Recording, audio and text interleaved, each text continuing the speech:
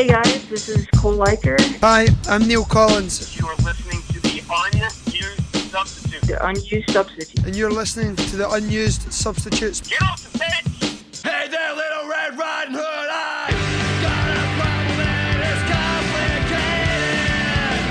Going through changes and I just can't ignore the signs. Hear them now and it's so loud it hurts. Hear me growl, hear me howl when the full moon on the throw. Ball's going to bounce down. It's free in the box. Bicycle kick! Goal! Rowdies! What a play! What a shot! And it's 1-0 Rowdies! Hear me growl, you see me run, you see me jump. Try to fight, but I emerge with the prize in hand. You better watch out, it's gonna take most of what you got. All eyes are on the end, the silence is deafening. You're so helpless against this full moon.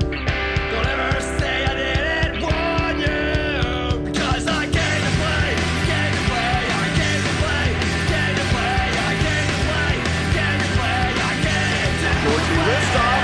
Oh, around the Bagels! He takes the bagel off!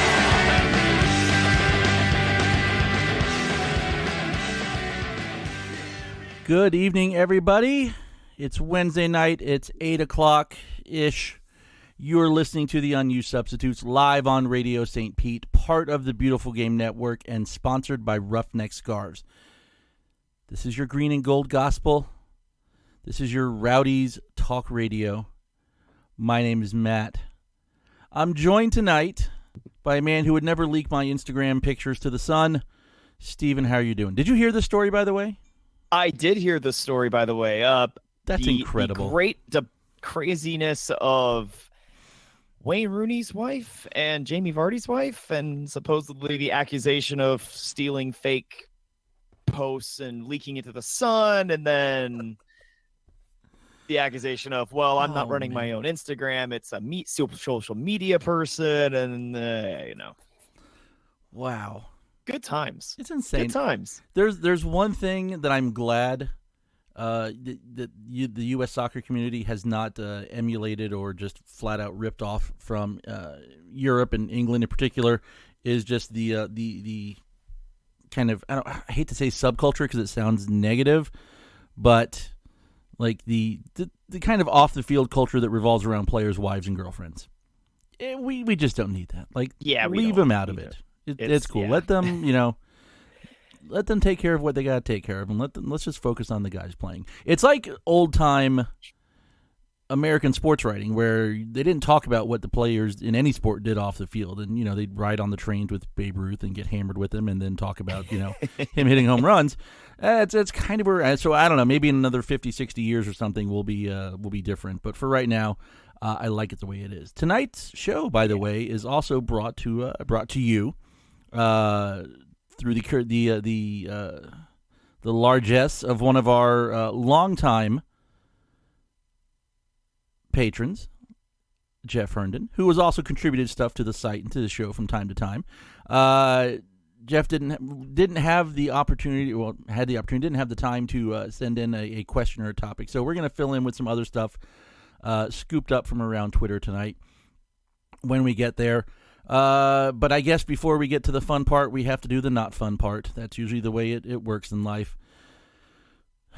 Steven, I don't know any other way to put this other than, what the hell happened last week? I don't even want to say the score. This is diabolical. Okay. So this game ended up being absolutely as deceitful as possible compared to what we all were thinking this game would end up looking like a week ago. 4 players, granted, some of them have been with the team several times, a lot. There were officially 4 DC United players that were on loan to play specifically against us. Now, why that's important is that those players have not made a lot of appearances for Loudoun, so we didn't have any way of game planning or knowing that they were there. So there was no scheming as far as how we wanted to approach our attack for the night. On top of that, their striker for the game against the Rowdies was literally a brand new player. That was his first game. He was signed officially a week ago, and apparently there's a legit shot he might end up being on DC United proper next season. That it was possibly one of those, sign him to a USL contract for the rest of this year, and then we'll immediately pick him up as an MLS contract for next year. So you've got a minimum of 5 guys. Not to mention, there's at least another player on that team, though I don't think he actually played in that game, and maybe even 2, that have homegrown contracts with DC United. So you start tabulating what we were up against, and we were up against basically an MLS bench team for the most part that in a lot of ways we weren't expecting. And there's really no way to plan for that. I think that's number one, because that defense, the way that they played, and not to mention the offensive output that they were getting, was not what I think anybody was expecting, because they were better players than Loudoun have had all year.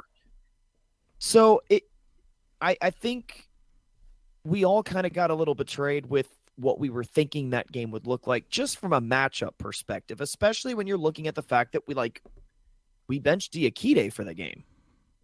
You know, we had Murad slide in and play as a center back and Barry as a right back or left back, should I say?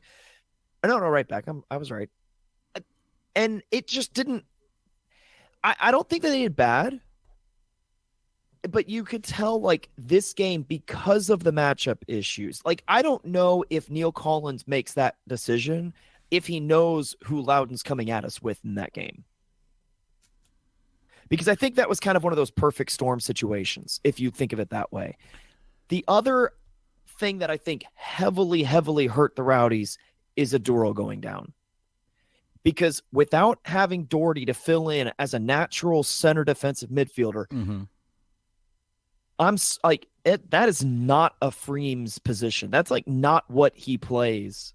He's not a natural CDM. And this was something that I was talking on Twitter on Sunday about. He's not Taku is not a CDM. So a lot of the defensive shape issues that we had tracking some of these runners when they were pushing up the field, because of course Loudoun were throwing numbers on the field because suddenly they were a team capable of the athleticism of doing that. Like, their normal day-to-day club wouldn't be able to achieve what they did against us at home last week. Taku does not have the field awareness as a CDM to track those runners. In fact, if you go back and watch the replay, the second goal against the Rowdies is 100% on Taku. Because he let his mark walk right by him, go right into the middle of the box, does not follow him, and guess where the ball ends up going is straight to him, who's got all the time in the world to just, put in a second goal and seal that game. And so I think, like I said, my first big takeaway was matchups and scouting and being able to create a scheme in terms of pre-gaming that make sense against the players you have. You can't do that against a team that's surprising you with a half a lineup that's different. That's takeaway there. number one. Let me jump in there at the end of that one real quick before you Yes. get to the second one. I don't remember the exact wording or what it is, but I know I hate to say no, because every time I say that I'm wrong. Like, I knew we were going to beat Loudoun last week. I'm like 95% sure that the clubs have to give a list to USL, I think, a day or two in advance. Now, again, it's not enough time to go scout a lot of these guys, but they have to give a list in a day or two in advance. I think it is of like 20-something maybe players who could play for that weekend. Like, every game, they've got to submit this list. Now, I don't know if it's something the other team is then privy to. And even then, it's a day or two in advance. It's not probably enough time to change an entire formation or to do a different game plan. But I got to think that they at least knew there was, some of these players were going to be coming down. Well, that's the thing, though, is that we're not really clear on that, because in a lot of leagues around the world, that is the usual procedure. In fact, if you go, like, for instance, obviously everybody knows I listen and watch to a lot of Mexican soccer. Liga MX usually like their media gets that 20 player lineup or whatever, that 18 players, they get the 18 players like 2 days in advance of the game. And so they're actually talking about and doing real speculation on, as far as speculation work, on what that starting 11 is going to look like in the matchups. And the 2 days leading into a game is the media going, is the battle going to be, Ambrose versus Navarro, or is it going to be Macias versus Navarro? And when you go down there, that's what that's like. Now, we know from a media perspective, as far as, peeling back the curtain a little bit of what the media looks like as far as USL level, we do get very regularly, and especially with the home games, we get, some information from the club, at least our club, every single week for at least every home game. Just some generic information kind of about the team and some matchup, stats maybe that some of our guys have been able to dig out. We don't necessarily get a game day roster per se. No. Now, if you go back and look through it, part of that is that sometimes opposing clubs also send that information over to the media for the Rowdies, who then distribute it out. A few clubs have actually delivered supposedly, and here's 18 player list for the game this week. Mm-hmm. Some clubs never deliver that information. There have been weeks since I came on the show that we don't get a lineup of any kind from the opposing team at the USL level. Right. So I don't know if that's an oversight on their part, from the club sending the information over to the Rowdies to distribute to media on our side, or if it's not necessarily a requirement, if that's somehow different than what's sent over to the league, or I don't really know how that works. That might be something for an off-season subject, but so I don't really know, because it's been so different with us from a media perspective as far as what I like personally.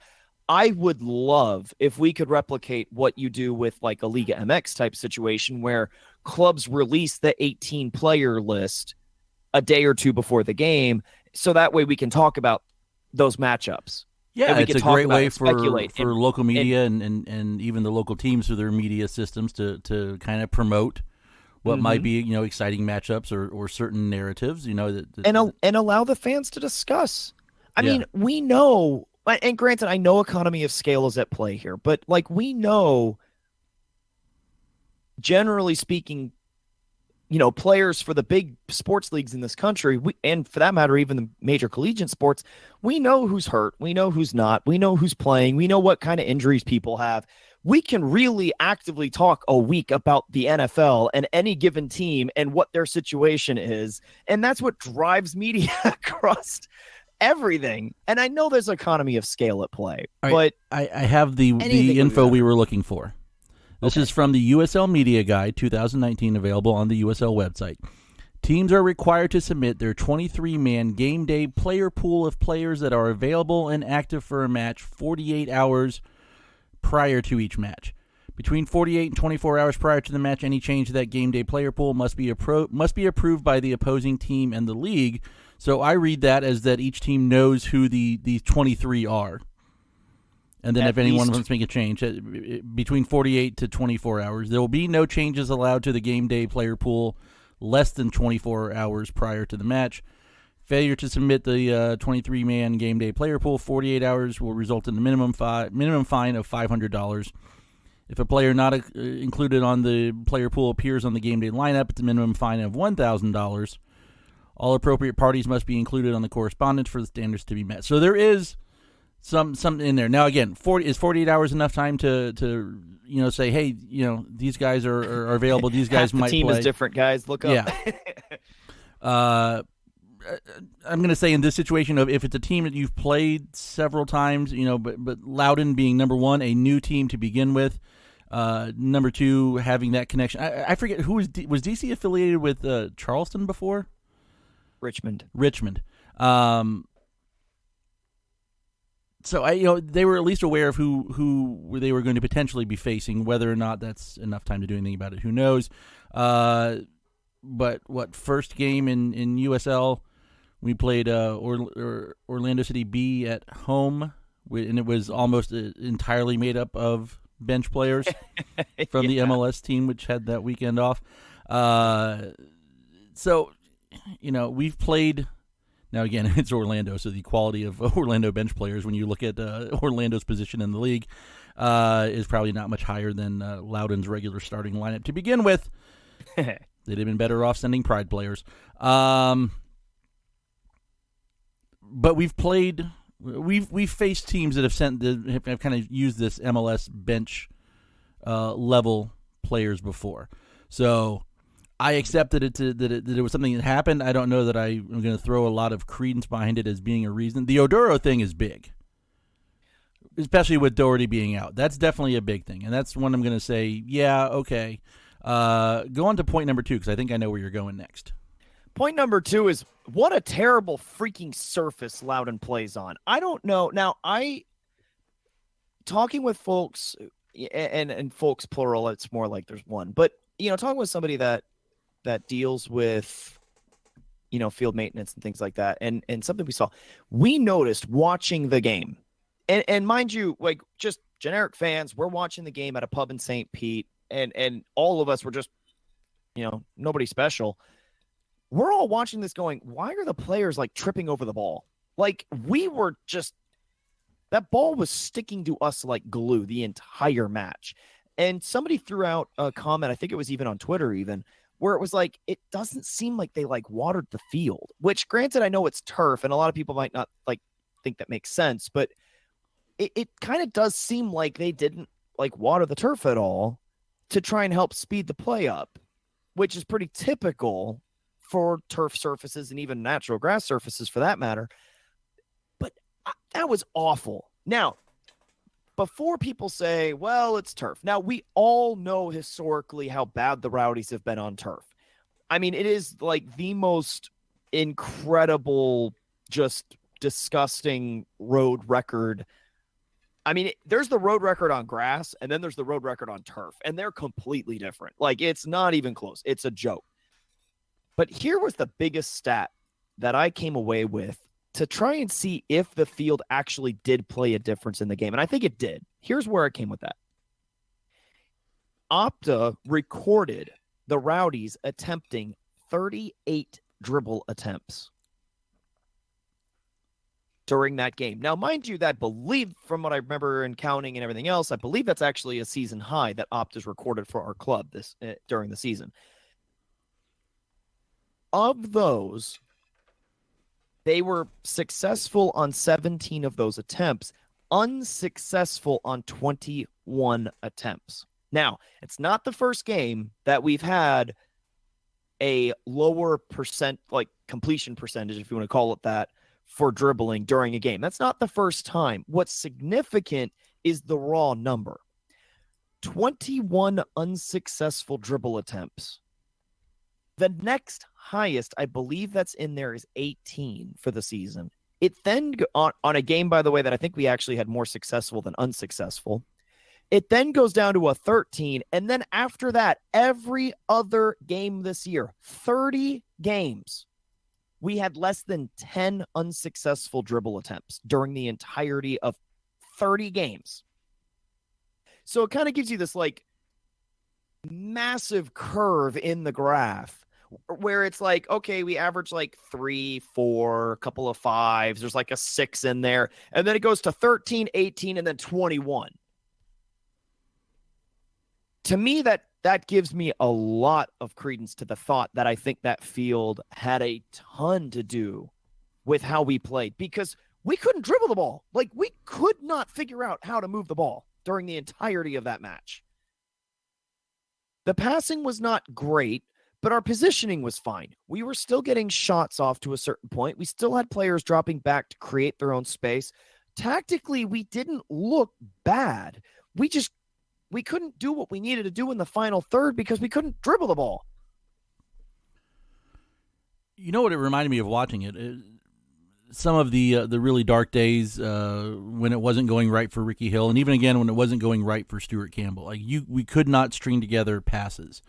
And the way this team uses passing and switching sides of the field and to set up what they're doing offensively, it's a key part.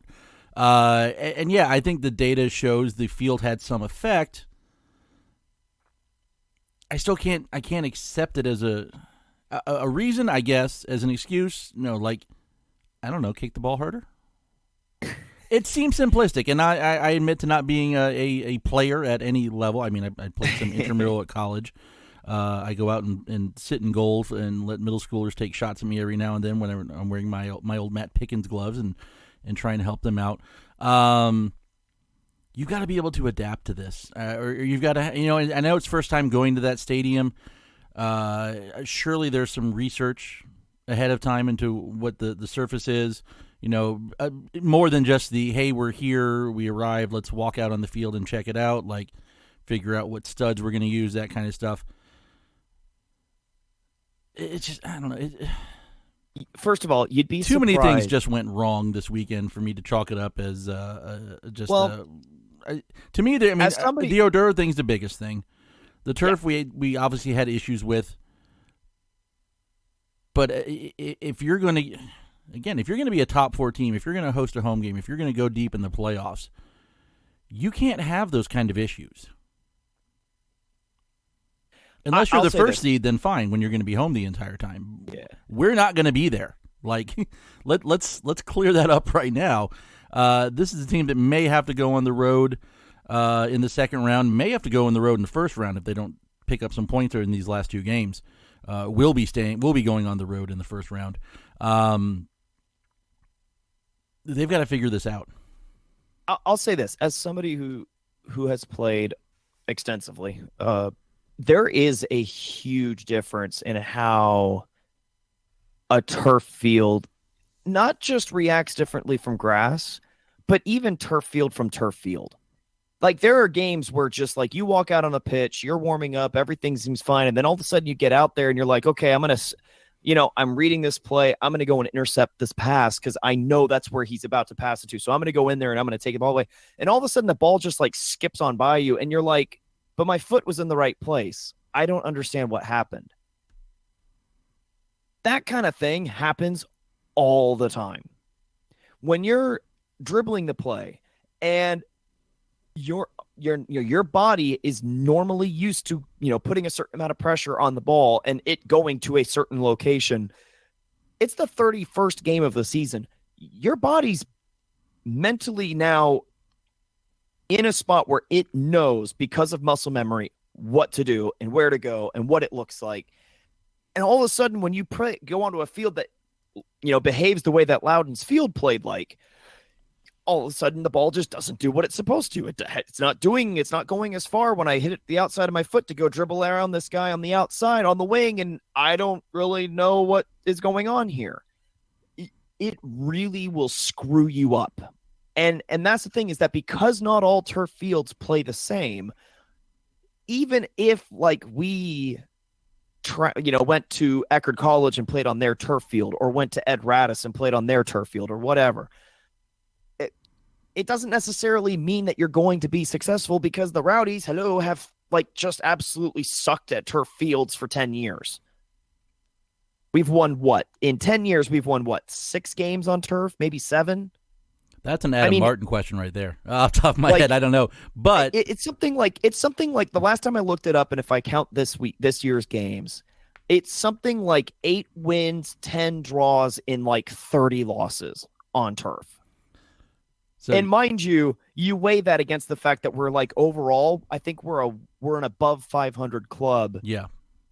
Home and away, combined all, win loss. We had 2 really good winning seasons, and then last year, if we look at just USL time, then and this year, and it's so you weigh the fact that like we have absolutely been this just atrocious club on turf fields, and yet we're a winning club overall.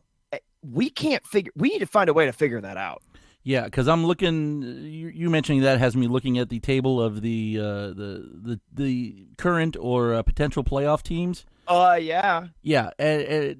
Yeah. So you start with Pittsburgh. That's a turf field. Nashville, I'm not sure. It depends on where they play, because sometimes they split time between the football stadium and the baseball field. Mm-hmm. I think, even if they're turf, it's like the field turf, like the good stuff. something like that. Maybe. Indy, Turf field. turf field. Red Bulls, Turf if field. they're playing at Montclair State, then definitely turf field. I think it's a higher quality turf, but it's a turf field. Louisville It's still City a turf field. is not turf, but it sure as hell ain't half grass turf. either. It's half turf, basically, because half the field is temporary, period. What's North Carolina? Oh, North Carolina That's is one of the grass most field, beautiful isn't it? pitches you're ever Yeah. going to see. Ottawa, Turf field. turf field. St. Louis, I believe, Turf is grass. field. Is it? Yep. At Soccer Park. Yep. Birmingham. That's grass because That- it was dead the last time we played Yeah. there. Charleston Is grass. and Memphis. But- The important thing is at least 3 of the 4 currently in the top 4 are turf fields. Yeah, but And even if that's you what look matters at the most Charleston, right if they manage to sneak in there, this is the team that's vacating that stadium at the end of the year. Are they putting the same effort and energy into maintaining that field as they would be if they were coming back to that place next year? I who don't knows? know. I'd have to check and see. God, we got to get at least one home game out of this. So yeah, so we're gonna. I mean, obviously we'll get into that a little bit here, but yeah, I mean this is a 10-year-old problem that we have not figured out yet as a club. All right. Granted, it's not to say we haven't won a couple of games, but we got to find a way to do this. Yeah. You're not lifting a cup until you can do this, from our perspective, I don't think. Our good, bad, ugly. Was there any good? I don't think there was any good. No one else got suspended? Maybe? There wasn't a lot of good. We in thought that it would be game. a great game for Doherty to serve his suspension for the red card. Turns out it was a bad time for him to have suspension, so I'll count that in the unfortunately bad. turned out to be a bad moment. The overall play, bad. No, you see, that's the thing. I actually would it- disagree with that. But if you talk about the dribbles and the passing and stuff like that, But it's the dribbles I thought was the problem because we couldn't take anybody one-on-one, which makes it harder because we can't eliminate defenders from a play. That's one of the things tactically. When you're being able to dribble somebody one-on-one, you're taking that guy out of the play if you beat him. If you're just trying to pass the ball around him, it's a lot harder to eliminate that guy from the play because he's still in front of you. And- Like if you're an offensive player, that defender's still in front of you if you're passing the ball. right. If you're dribbling it and out dribbling him, he's now behind you. He's out of the play. He's out of the picture. That's one guy down. Malik Johnson has this great knack of being able to do it to more than one person in the same play. Now you're down potentially 2 defenders. That is a significant advantage the Rowdies have because Leo does the same thing on the other side, though it doesn't quite get as much noteworthiness. Leo does the same thing. He's great at out dribbling the players on his side of the field as well. He does some great cutbacks, and it's fantastic. You need to be able to do that, to be able to create space because you're eliminating defenders from in front of you. You have to be able to do that because that gives you clearer passing lanes. Right. I think that, again, significant. But when you look at our passing numbers, when you look at the shape that we had, when you look at the movement that we had, and the shots that we were taking, I actually don't think we played tactically bad at all. That's the unfortunate on the offensive side of things. I don't think we played that bad at all. Taku obviously is not as good as Aduro for positioning, so defensively we were struggling for stretches. But I thought offensively we were not bad. And I think that right up until that goal, I thought we were very much in it to at least tying that game. Mm-hmm. So I'm not willing to go and say everything's bad. I'm not actually going to be the pessimist for once. I'm not going to do it. I'm actually going to give the guys a lot of credit for the way that they were fighting despite the those couple of issues that we were facing. All right. And I don't know if these fall under ugly, but there were 2 possible points of contention when it came to penalty shouts. What's your point of view on either one of these? Were either one a valid call, non-call? I didn't think the first one was, but I don't know how you don't call the second one. The first was the Malik one, right? Yeah. I don't. Okay, so this is something I pointed out on Twitter on that Friday night during the game. there comes a point in time when a player goes down in the box on a one-on-one. Either he's fouled or he's diving. You don't get to say, oh, there's nothing there, play on. We said this against Last one week of the other against games. Louisville. Yeah, we said this last week. When whoever it was went studs up into McCarthy. Yes. Yeah. Like, there are certain plays in the game that you cannot just say, no, there's nothing here, play on. Move along, nothing to see here. No! Something happened. Either a foul or a dive. Or a dive. And Either I'm one okay, should be addressed. because that's the thing. I'm okay as a fan, just from a neutral point of view. If you want to say that you think Malik dove on that play and you did not see contact, give him the freaking yellow card. Right. Because otherwise, by not even blowing the whistle, it's almost like you're admitting you have no idea what happened. You have no idea. Making no decision is, in fact, the wrong decision, because now Right. I have no confidence in you as a ref, because you should be able to see that play and make a call and say, okay, one way or another, I know what's going on there. You know what this reminds Because me of? because the angle of those impacts, like with the McCarthy slide tackle, that's not incidental contact. Right. That's either a dive or that's a foul against McCarthy against Louisville. When I'm a striker going one-on-one in the box against a defender, and I do a cutback, and I go down, either I'm diving or you're fouling me. But there is no scenario there where you don't touch the happening. ball. Where if you, as a defender, if you don't touch the ball cleanly and clearly, which in both of these cases didn't happen, the defender very clearly did not touch the ball in either one of those spots. In fact, I think what made the one even worse was that they called it a goal kick, which is just like, oh my God, I wanted to go punch something. There's no scenario where a defender in front of somebody says, yeah, okay, that's just part of the game. No, So it isn't. I got to hop into real life for a minute here. This reminds me of, and I assume everyone by now knows that I teach middle school. This isn't one of my students, but this is a story I heard from another teacher in the last week or so. Because, we're getting near the end of first quarter, and everyone's still kind of like getting back in the swing of, I got to go to school, and I got to do assignments, I got to turn stuff in. Why do I have a 63? It's the last week of the quarter. Can I bring this up to a B somehow? So one of my coworkers is talking to one of the students and basically says, look, you haven't turned in classwork, you haven't turned in homework. At a certain point, like, you're making a choice to fail, and if you want to do better, you need to make different choices. He says, I'm not making a choice. Yes, you chose not to turn in the work. You made a choice. No, I didn't. Like that. This is what the referee is. He's standing there almost like with dark sunglasses and a black suit on, saying, nothing to see here. Nothing to see here. Move along. It's not the case. Like, something happened there. Figure it out. So I'm going to wrap this up by doing the thing that I hate the most when someone someone on one side, usually I prefer it to be myself, presents a logical, researched, well-spoken, coherent presentation of the facts, and the other person responds with just kind of a dismissive one-word, one-sentence answer.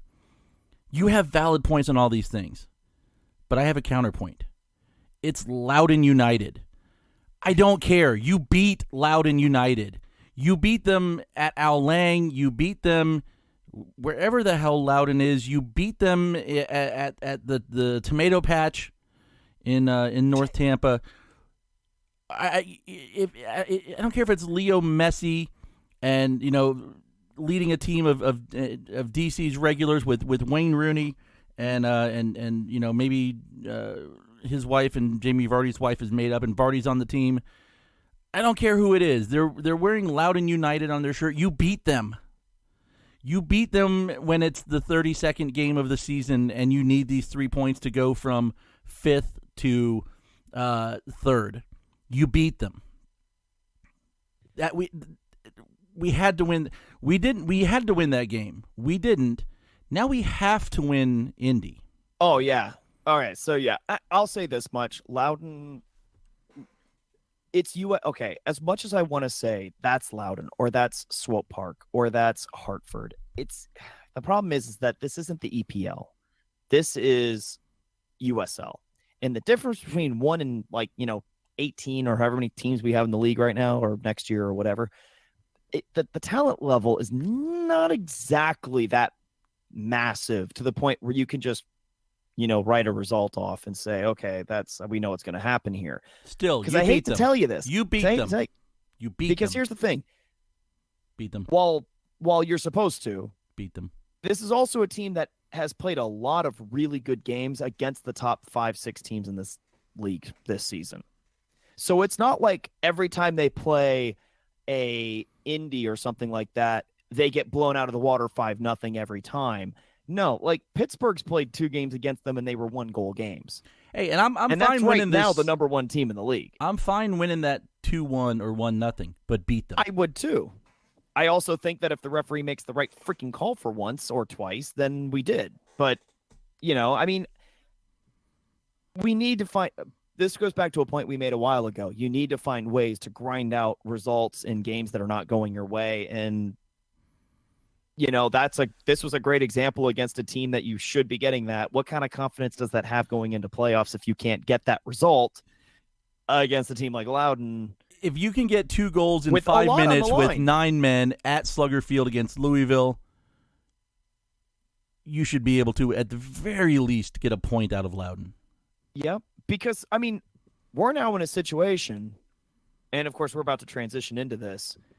When we look at the standings, this is as uphill of a climb as you can imagine right now with 2 games left to play at all. I mean, we are staring that death space of seeds 5 and 6 right in the face. Okay, now you've done it. Now I have to go get another drink to prepare to talk about this stuff. So I'm going to hand it off to you for a few moments to let you talk about the other notable results and the notable matchups, and I'm going to be back in time to talk about the current table. And really, honestly, we can throw the points per game table out right now. We talked about this in the beginning, before the show.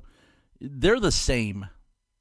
Yeah, they we'll are get the into same. So we'll get into this. I'm going to go get another frosty beverage, and then I'm going to hopefully calm myself to find a good spot to talk about this from. I'll be right back. You just go over these results. All right, I'll carry the show there for you, Matt. Okay, so we're looking now at the results that happened, most notably with the teams that were really in this playoff push with, and a couple of teams that are still fighting for that playoff round. Obviously, the big result was just last night. Nashville snapped Louisville City's 10-game unbeaten streak by beating them 2-1 last night. That's a huge result because that really kind of makes second place almost unachievable now for the Rowdies based on that result last night. It helped us in the context that it kept Louisville a little bit further away, so we're not dropping any, too far now, but it really does screw with our chances of finishing at as high as number 2. The other results from this weekend, Louisville City did play on Saturday as well, or Friday as well, and they beat St. Louis 1-0 in a battle for those that last seed of the playoffs there. Birmingham and the Charleston Battery, a game between 10 and 11, tied on points. That was as important of a game as you're going to get in Birmingham. They had a great crowd there, and it ended scoreless. So that was quite the dud, despite all of the context surrounding it. So they're now 2 games left in a dead heat. Birmingham's actually playing tonight, and actually so is St. Louis. Birmingham's currently tied 0-0, and St. Louis has a 1-0 lead on Loudoun, funny enough. Oh, look, you can score goals on Loudoun in their stadium. I'm back, by the way. I have my beverage. Yes. There it is. Yes. And in the interest of transparency, it's just a Coke Zero. But still, I need to drink something. By the way, for what it's worth, that St. Louis goal was a set piece. So, cough, cough, those penalty kicks matter. But anyways. True. Yeah, just saying. The other notable result is wildly important because it really helped the Rowdies this weekend. And that was North Carolina beating the New York Red Bulls 2-0. Reason why that's important is that because we dropped the game this weekend, it means that fourth place is still shooting distance away here. Yeah, we are. Well, we're back to not. Well, no, actually, no. We still are on top of the conference in goal differential. One win behind New York Red Bull. So the two teams that kind of were at each other's throats for most of the season, as far as the top two in the table, are now tied essentially in fourth and fifth. Maybe we need to. I mean, the 13-game unbeaten streak at the start of the season was nice, but maybe coming into form in the last part of the season is a better idea because it seems to work out pretty good for Pittsburgh. All right, I totally stepped on your That's all right. part there, so I'm gonna fade into the distance. Oh, geez.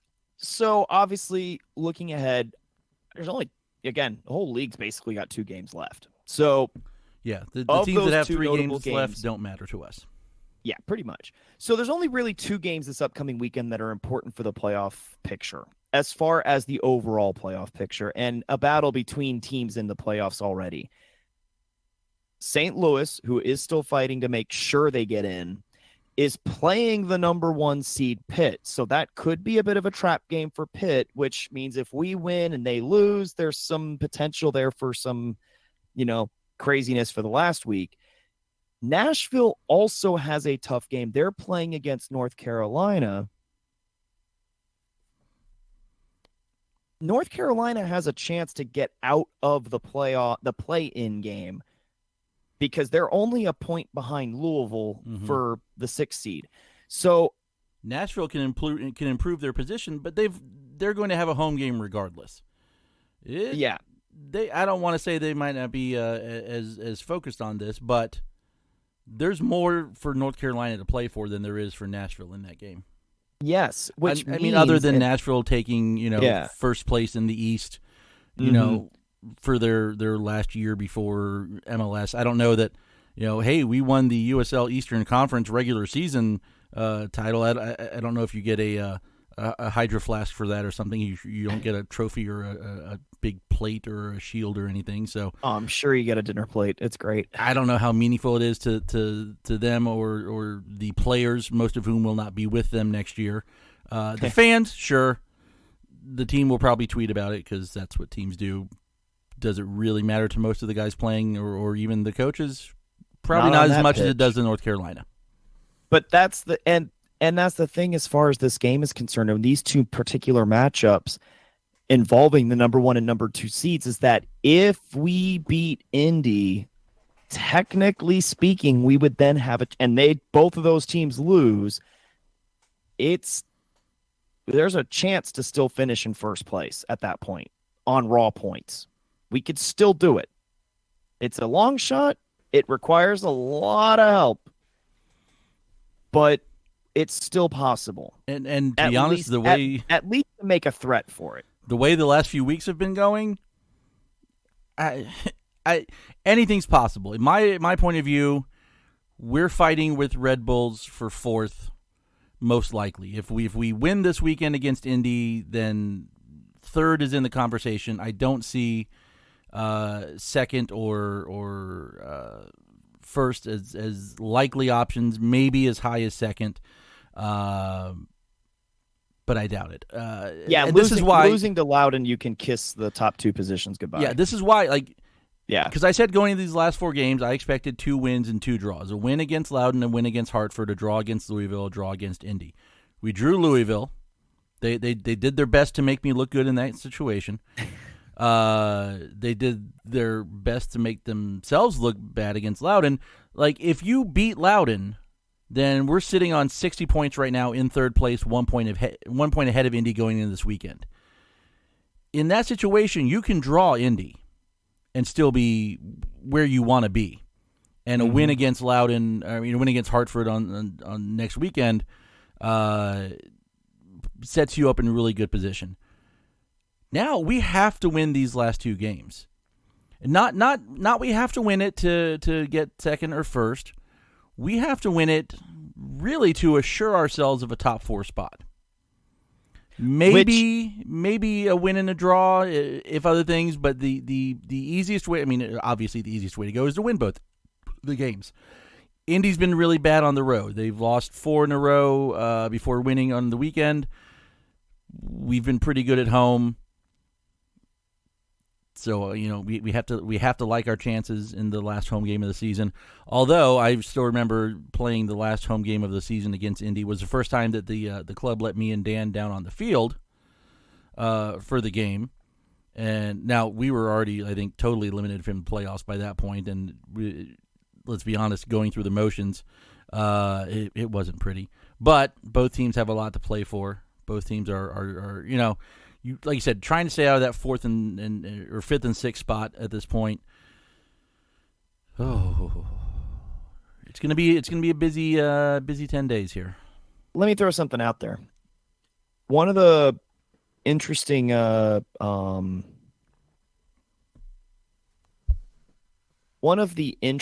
little, what's the word I'm looking for here?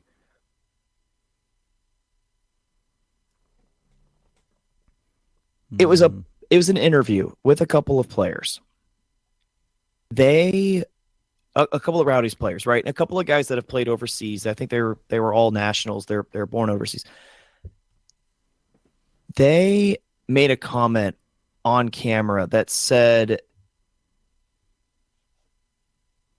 their goal for the year was to finish in the number 1 seed, because they were like, playoffs, like they made a statement like, we want to finish the number 1 in the league because that is the best team. Because that's what they're used to overseas. Like, they don't do playoffs overseas, so of course. Well, it's the best sign of your consistency as a team over the entire season. Playoffs, anything can happen. Now, here's the thing. Because we're almost out of that, technically. It's 5 games. Well, I mean, we potential to be number 5 1 in the points, East, but we're 5 points. already out of the regular season title chase. That's Phoenix locked that up like 2 weeks ago. No. But in the Eastern Conferences, the comments that they made, it was specific about the Eastern Conference, and we're virtually out of that now. I mean, a bad result this weekend seals it. That we cannot get. We don't have any hope for it, and even then, even a win this weekend, it might not matter if Pitt and or Nashville wins, then it's pretty much not going to matter anymore. How does that affect the mentality of some of these players like Aduro, like Kone, like Diakite, who are used to playing, even to a more limited degree like Richards, that aren't necessarily used to playing playoffs, where everything is regular season. I wonder how this kind of affects their mentality. I mean, they're professionals, right? I'm not going to take anything away from that, but it is noteworthy that they made those comments. Right. And that kind of makes me wonder how they're going to view things, or how depressed they are with the result against Loudoun. Can they pick themselves up to go up against a game like the Indy, which is a massive, massive game that we're looking at? I mean, we are like the best game of the Eastern Conference for the weekend, I think. Mm-hmm. Can they pick themselves up to get the result? Can they do it? I mean, I obviously we know they can, but will they? I say they definitely can, because there's an X factor here. And it's not a guy that a lot of them are familiar with, but it's a guy that some of the players are. They want to show off for Wangera over on the Indy bench. Who I'm telling you now, like I don't know if it's going to be next season. I don't know if it's going to be in Indy. That he's going to be a head coach somewhere very soon. I have a feeling. By the way, Richmond just fired their coach. Yeah, there you go. So I could see. I think, and some of these guys still have aspirations at playing at a higher level, either here or abroad. You want to make impressions, now's the time to do it. Yep. So, all right. Yep.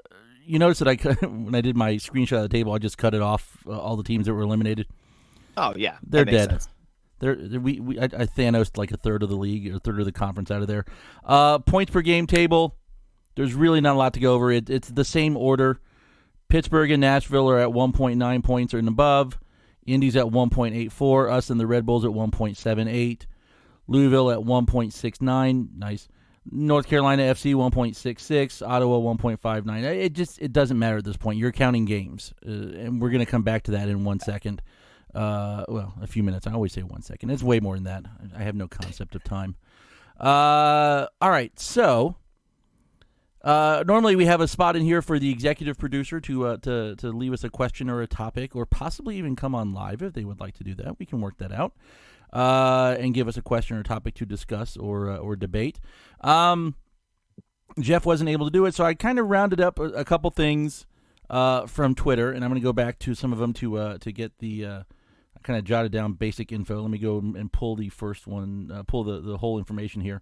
So this is from Tom Denham the third. I bet the other two were cool also. Tom's a good guy. Another supporter of the show. Thank you, Tom. So here's a question. What happened / changed at the end of July? We lost 2 matches in the first 21 and 5 of the last 11. 3 monster wins by 5 goals, but 5 losses also. And he's got a screenshot of I like the way he did this too. He's kept a running table of the wins. Just took the schedule image from the club and wrote it down from there. And that's lots of green in the very beginning. Green, and it looks like it's black for draws. And then ever since the 4-1 win over St. Louis, or even the 5-0 win over Charleston, starting to see a lot of red in the ledger. What happened? What happened at the end of July? Is it Neil made a comment around that time where, and I think he made it to Derek Sharp, if I'm not mistaken, where the club, and in a not necessarily intentionally, but I in general it happened. We stopped playing as conservatively on a defensive aspect and started playing more offensive. That was about the time where we really saw Malik Johnson really start to get into the fold. That was as far as finding his form. Poku suddenly started showing up in the starting 11 about a third of the way through the season, and he started getting into his form. The team became more aggressive on the pitch starting in July, because all of a sudden now we were scoring goals at a higher clip than we were at the beginning of the year. Because that's the other big notable item is, some of the goal scoring was a bit more consistently higher later on in the year. That has a lot to do with it. We got more aggressive, and we allowed teams to exploit the space that we offer with only 3 defenders, because that's what a lot of coaches have said about this about playing us. That's what pretty much all of them have said. By that point, have other teams figured out how to? Because the 13 unbeaten to start the season gets a lot of mention, but looking at this, what might be more impressive, not just the 13 straight to start the season, 19 of the first 20 games are wins or draws. There's the 13 unbeaten, then the 3-1 loss to North Carolina. Then they run off another 6, 4 wins, 2 draws before 2-0 loss to Red Bull. Rebound the 5-0 win over Charleston. And then you had back-to-back losses. Win over Memphis, loss Nashville. Win over Charlotte. Draw with Atlanta. Lost to Ottawa. When we win, we seem to have win pretty big. You had 2 5-0s. You had a 6-1, a 3-1.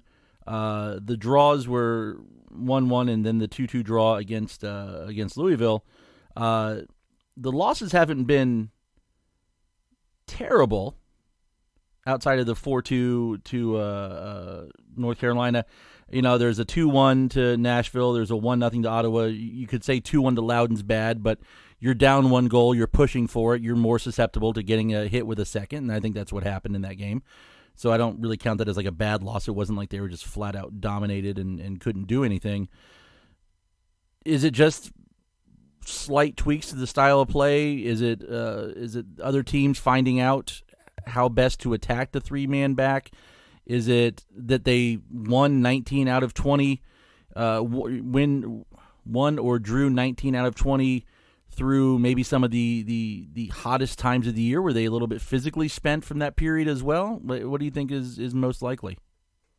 I think it's a combination of. It's going to be a combination of things. There's not going to be one silver bullet that's going to explain why the team suddenly just went on the streak that they've, or not really streak, but just kind of stumbled the way they have. First of all, it's worth pointing out, of the losses we have this year, I went back through and looked at it again. We've never lost by more than 2 goals all season. We have some 4-2 results, some 3-1 results, some 2-0 results. We've never lost more than 2 goals a game for any game. We do enough to stay in it. And that's important. It's that, yes, we've had a lot of, especially lately, we've had a lot of losses in the second half of the season, but we're not exactly blown out in any game. I mean, granted, I think the only one that comes close to that is the North Carolina away match where we got a garbage time goal to make it 4-2 rather than a 4-1. You take that one out, you've got 3 1-goal losses, 1-0 to Birmingham, 2-1 to Nashville, and that's when Birmingham was on their big run. Nashville is second-place team in the conference, could easily be finished first. And 1-0 in Ottawa, which it's Ottawa, but still, it's gave up 3 goals at home to North Carolina way back in the beginning of the season, and then 2-0 to a Red Bull team that puts 5 and 6 on people on an almost regular basis. The losses haven't been terrible. It's weird how many seem to have cropped up after the end of the summer. Which, I mean, not really the end of like, say, the school summer.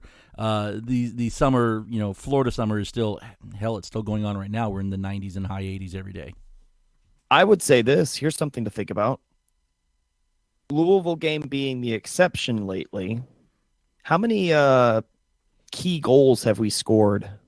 Like, really key, important, we needed a goal in that moment and we got one type of performances have we had lately? Really none. A lot of these games have been pretty much blowouts or games that we were winning and then gave up at the end. Right. We really haven't scored one of those. It was a draw 1-1 late in the game, and we scored in the 90th minute to get a 3 points. Or it was a 0-0 game, or maybe a 1-0 losing game. And at the very end of the game, we scored a goal to tie it up, and it's a tie that feels like a win. We haven't had that. We haven't had that in a long time. This weekend's going to be we're going to get a lot of information out of this weekend. This is if you want to know how well you're going to do in the playoffs, this is it. Yeah. This is going to find out because, we're going to the playoffs. Let's not go doom and gloom too much here. We're in the playoffs. So we're going to be watching these guys play another game. We get a season +1 at least. You want to know how well they're going to do? This is the game that's going to find out. If we can't beat Indy, well, I'm okay. I can't say that because even a draw against Indy is not bad. But depending on how we play in general, this is the bellwether. The enthusiasm, the tactics, the mentality. There's a lot that's not reflected in the final score line, and I'm almost that we need the 3 points, but there's a lot of intangibles. I'm looking to try and see what's going on this weekend too. So thank you for that, Tom. Give him a follow on Twitter at TomDenham3, DENHAM, the number 3. Second one is from one of our buddies in Louisville, who's probably listening right now. He actually listens live a lot, I hear. Patrick Blanton. He's been at Al Lang last at least I know he's been there at least 2 trips. I saw him this year. I got a Louisville scarf off him. And Patrick said, and I kind of feel bad because I didn't reply. I didn't see this until like yesterday when I got home, so I didn't get a chance to respond to it. And then by the time I did, it wouldn't have mattered. But I'm gonna put it out there. He had 2 tweets yesterday. So I know you guys are big on the points per game table versus the live table, but after your continuous counting out of Lou City, have we continuously? Am I missing something? We've said that they'd be continuous playoff. we said they were going to be a playoff team all year. I think what he's saying is that I think we had said they wouldn't be top 4, and with his next tweet, it shows how he thought Louisville could sneak ahead of the Rowdies and Red Bull and get into a top 4 spot. So let me go on.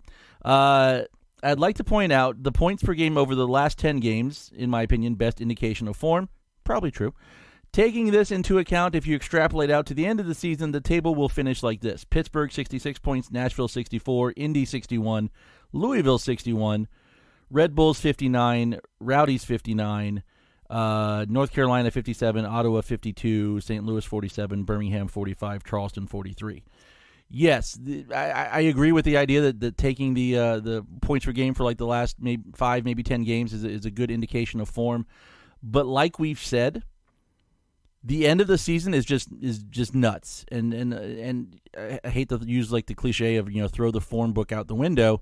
Then Louisville went and lost to Nashville last night, and his goal of 61 points is now unattainable. They've got 2 games left. They're at 54 points.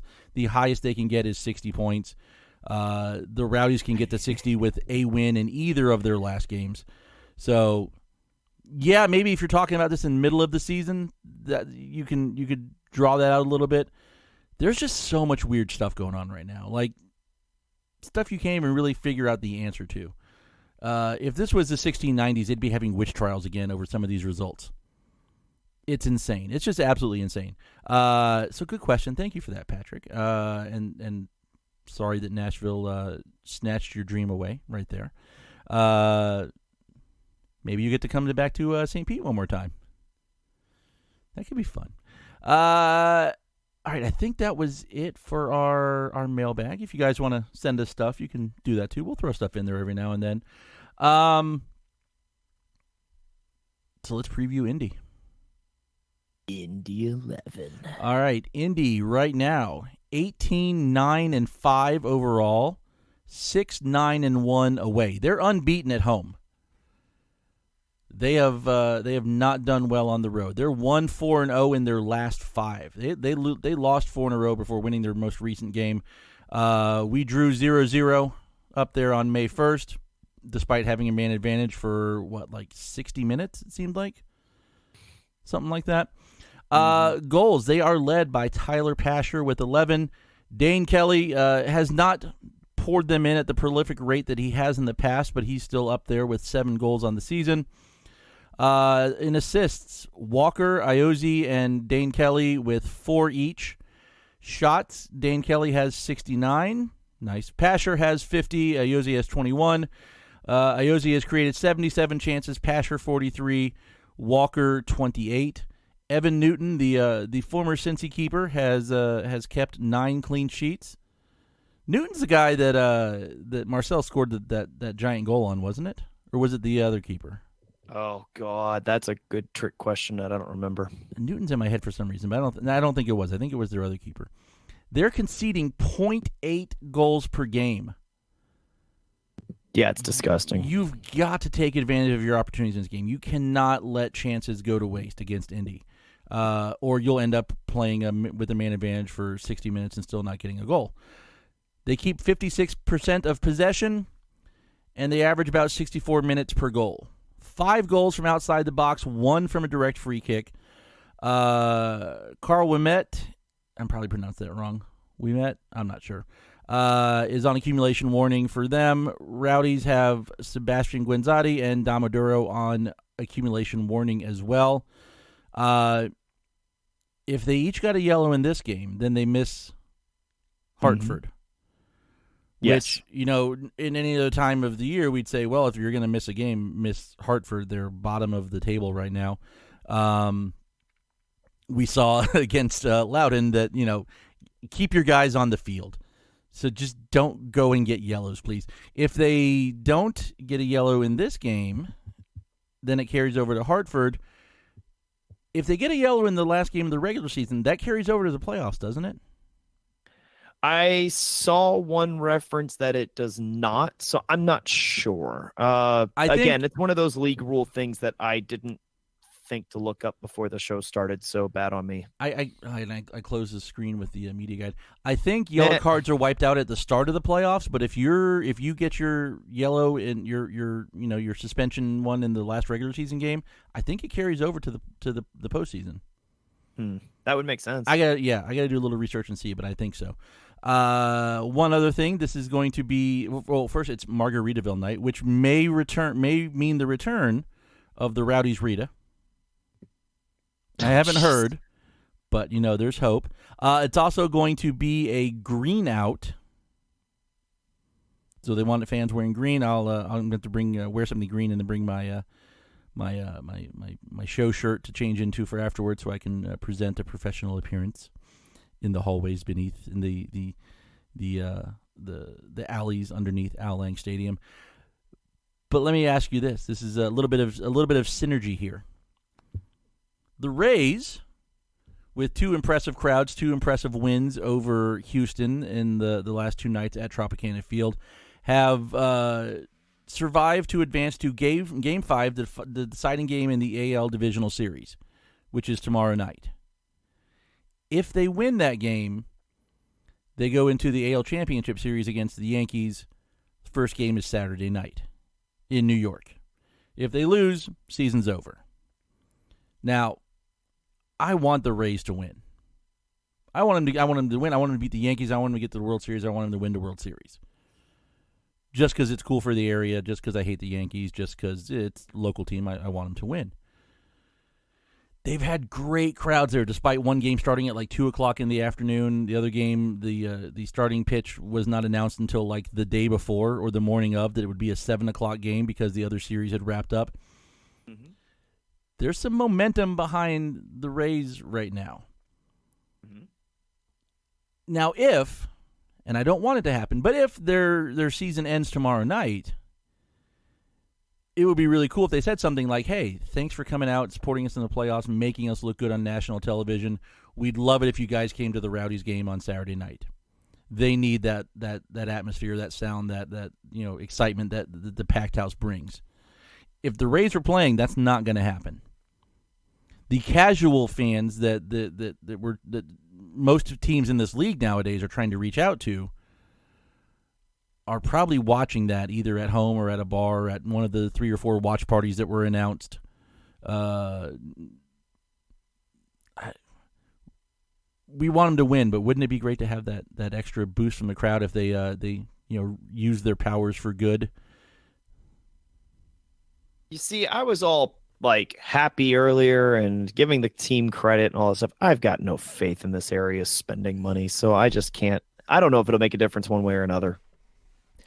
It'd be nice. I mean, let's put it this way. For a game that's the last regular season game of the year, for a team that is in the thick of the playoffs, that is fighting for a home game, that I'm still bewildered that the game's not like already sold out.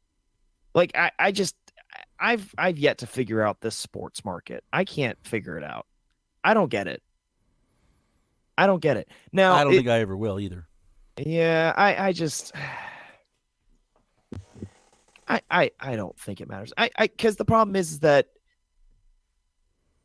I don't want, even from a selfish perspective, like if the Rays do get eliminated, and which I hope not. I'm Team Tampa Bay all the way. I don't really watch baseball a whole lot. I've never played the game my whole life, really. But, well, actually, no, that's true. I've never played a 9-inning game of baseball in my entire life. But I don't want a pity crowd coming to the Rowdies going, oh, well, I'm going to support this team because my team got eliminated. No, stay home. I don't either. I want anybody who's there for whatever reason, as long as they're cheering for the Rowdies. Mm-hmm. And if you go back to last season when the acquisition was announced, there was a bump from Rays fans saying, let's go check this out. There are some Rays fans. We saw Rays hats and jerseys in the stadium. It's the last home game of the regular season, possibly of the entire season, depending on how things shake out. I'll take that bump in this situation however you get it. I'm not proud. I'll take it. Because you get him in once, you put on a hell of a game, you beat Indy. Now... Here, let me interrupt your entire line of thinking. It's not going to matter because the Rays are going to win Game 5 because we're Team Tampa Bay here at the unused substitutes. So they're going to win Game 5, and this whole discussion is meaningless because nobody's going to show up to the Rowdies games because everyone has to stay home and watch the Rays. They'll just be showing the game on the big screen with the volume muted or something during the game anyway. Exactly. I'm sure we'll be getting updates. I'm sure because I think it's like a 7:00 start, so it's basically around the same time as the Rowdies game. But good luck to the Rays. Go out there and do it so that you can go out there and smash the Yankees as well. That would be fantastic. But if not, that being said, if you're a Rowdies fan, get to the freaking game this weekend. Yeah, you can watch it on your phone. You can get updates as you go. Record it. You can watch it later. We need you for home. This is a home game. We need it. But the extra crowd, man, that'd be cool. And then do something smart and put your ticket reps, like, as you're walking out so that you can start selling playoff tickets. Which really you should be doing it already anyway. Even if it's just the deposit for a potential home game or something. Speaking of which, I have renewed my season tickets in the standing section. Hey, Matt's joining the supporters. Let's be fair. I've been down in this section for like 3 years. You guys are joining me. Oh, really? Really? Welcome to my house. It reminds me of something I need to talk to you about when we're done. Yeah. Anyways. Predictions for this weekend. Ooh, the big time, the big moment, the big cojones decisions of all. You know what? I don't like being a pessimist all the time. Let's do something bold for once. We're going to do something fun, and we're going to say 2-1 Tampa Bay Rowdies get the victory that they need. Yes, but 3-1. Good man. I'm going for it. Good man, Charlie Brown. I'm going for it. 3-1. All right, let's wrap this up. We love yous. This has been a pretty fun show. And I don't want to say I hate to bring it down a notch because it's something that needs to be done. The team has been very active with members of the community, children with cancer, that kind of stuff. We just went through the whole, I know. Just went through had the whole gold month. I still follow some of the former Edwards group employees who did a lot of work with a lot of these kids. One of the kids, Jaden, passed away in sometime last week. So send a "we love you" to his family and friends. And I know you're going to pick that too. So we'll throw the joint "we love you" out there. This is what, second week in a row we've done the joint "we love you"? Something like that, because that was definitely what I was going on. But it gives you a clue in the show. We don't ever discuss the "we love yous" before the show begins. So it's kind of a surprise. And when we end up picking the same person, it is what it is. But no, our thoughts and prayers are with him and his family, because I never got a chance to meet him, but I did see him at the stadium several games. And yeah, I know that the players, there's a few players that had a good connection with him and had a couple of good moments with him. So that really is a lot of heartbreaking news. So go beat Indy and go do it for him. And let's have some more videos of Leon Taylor getting hit with eggs. I don't even. Have you seen that? Did you see the whole? You saw the whole thing around it, though, right? It was a great gag. I thought it was funny a little bit.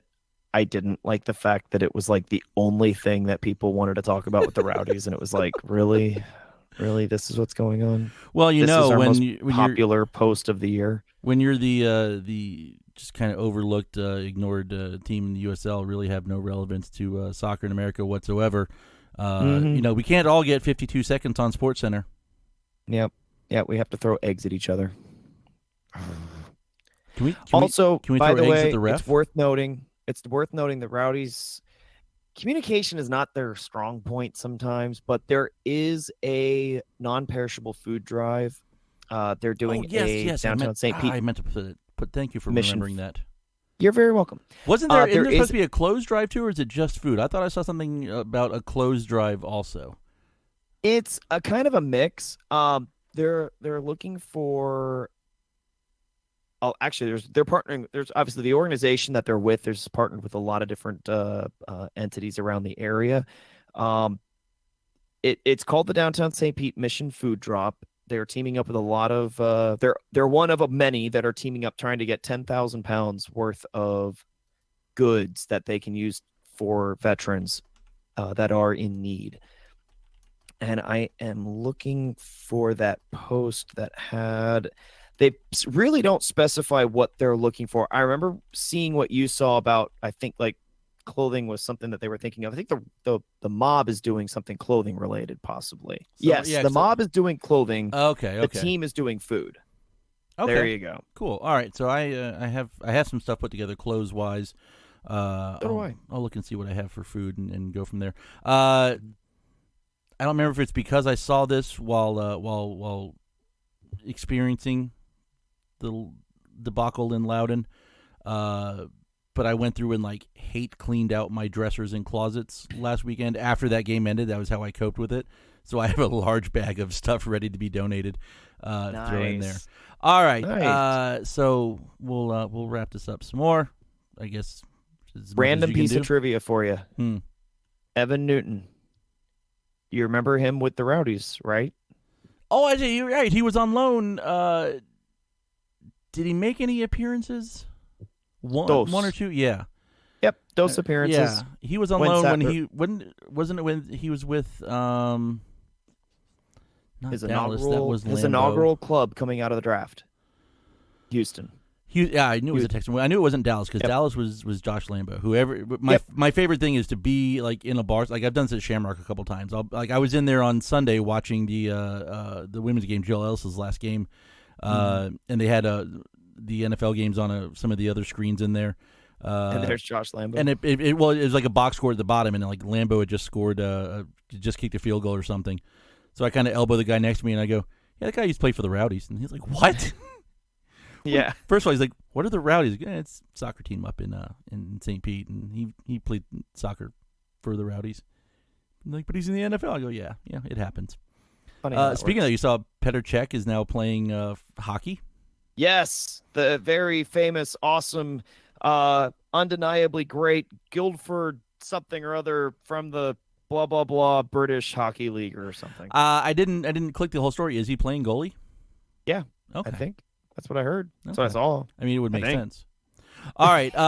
Thank you to Wolfface, to Radio St. Pete, and to Shamrock for being our best buddies. Thank you to you guys for listening, continuing to find time for this whatever it is that we do. Please continue to share, subscribe, rate, and review the show. If you'd like to support the show on an ongoing basis, go to patreon.com/unusedsubspod. If you'd like to be the executive producer and get your name in the show notes and some content on air, or even your own self on air, that starts at the $10 level. Loudoun and St. Louis are now tied 3-3. And you guys thought Loudoun were nothings. I mean, it's just St. Louis. They're not a playoff team. Technically, yet. Thank you to our sponsor, Roughneck Scarves, the official scarf supplier of MLS, USL, and US Soccer. Get custom scarves for your group or team at roughneckscarves.com. I had a whole rant about two teams that I was going to get into also, and then we're already at 9:20, so maybe I'll throw it online. Maybe I'll save it for next week. Thank you as always. Steve and I will see you on Saturday. I'm working behind the scenes, or semi-behind the scenes, to try and get some USL staff out at the Skyway tailgate to do some hashtag content. We'll see what happens, but I will see you there regardless.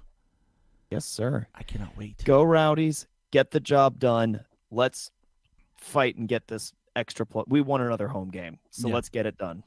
We want a bunch of home games.